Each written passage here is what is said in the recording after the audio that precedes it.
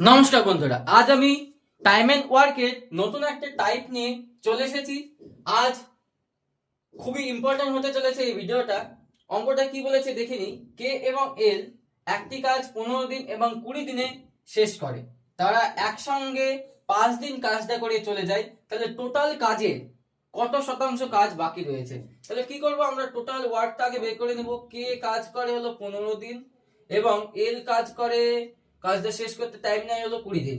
তাহলে তারা মোট ওয়ার্ক হবে কত? 60। মানে এদের লসাগু নিলাম আমরা 60। তাহলে 15, তাহলে কে একদিনে কাজ করার ক্ষমতা কত? 4 ইউনিট। এবং এল এর একদিনে কাজ করার ক্ষমতা কত? এল এর একদিনে কাজ করার ক্ষমতা 3 ইউনিট। তাহলে কে প্লাস এল একদিনে কত ইউনিট কাজ করবে? 7 ইউনিট কাজ করবে, যেহেতু দুজন যোগ হচ্ছে, একদিনে কাজ করবে।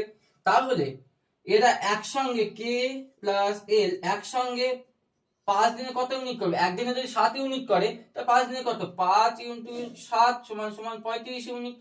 তাহলে আমরা কি দেখছি? টোটাল ওয়ার্ক হলো 60 ইউনিট, তার মধ্যে আমাদের 35 কাজ কমপ্লিট হয়ে গেছে। তাহলে বাকি কত রইল? 25 ইউনিট। তাহলে তাহলে 60 এর মধ্যে 25 বাকি রয়েছে।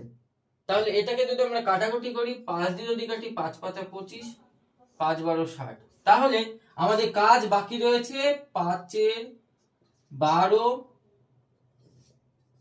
অংশ। যদি অঙ্কটা ভালো লেগে থাকে অবশ্যই একটা লাইক করবেন। ধন্যবাদ।